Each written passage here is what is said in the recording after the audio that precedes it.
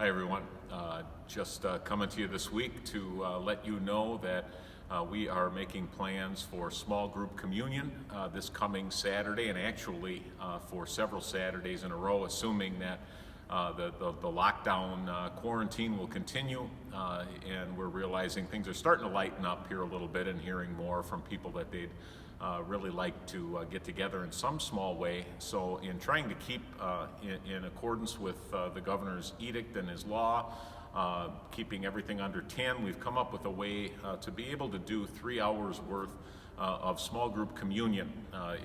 We'll have sign-up sheets via the internet. We'll make some calls to people who do not have the technology capable of that, but you'll be able to sign up for communion on Saturday, sometime between 9 and noon. We'll do half-an-hour shifts as we go. You can come. We'd ask, obviously, that you don't bring the entirety of your family, but just communicant members, and just sign up once for the next 3 or 4 weeks, so that we're giving everybody an opportunity to commune as they see fit. But that will be all in email that this movie will be attached to. As we go through this, and we're just going to walk you through how it will logistically work. We have 9, 9:30, 10, 10:30, 11, 11:30, 6 time slots, which works out nice. In the church, we have 6 sections, and we'll just walk through when you get here until you leave. We'd ask that you would stage yourself in the parking lot when you arrive, and then when you get here, Jim will follow me out. We'd ask that you would come in the middle doors in the front here. Jim will actually come out and open the door for you and hold the door, so you don't have to grab onto the door or anything else. But when he would come out and give you the signal to come on in, he'll hold the door for you and greet you as you come in. And when you walk through, we will have a section in the church lined up for you. We would ask that no matter what section it is, you would come through this door here to your right as you come.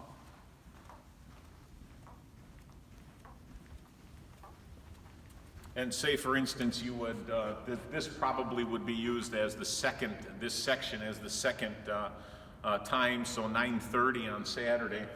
We will have the carts set up with the individual communion tray here. There'll be 8 spaced out individual cups.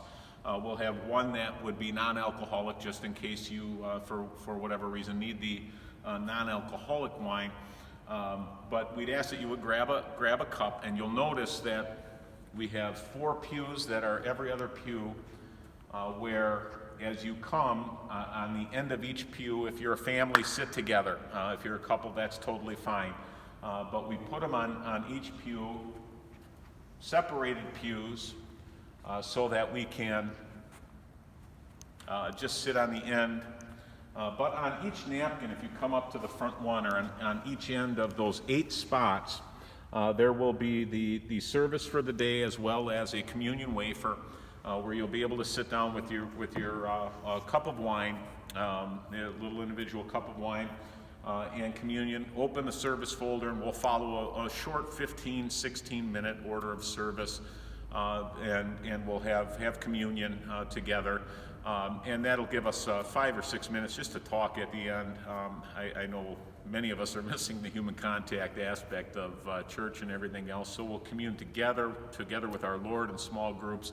But then when it comes time to leave, we would ask that when the service is done, you would follow and come out. Again, all of this trying to keep and maintain the sanitary nature of the whole thing, but come out this aisle. All of the doors will be propped open to get you out, so you don't have to touch anything. We don't have to wipe anything down. And Mr. Boggs will be here to hold the door.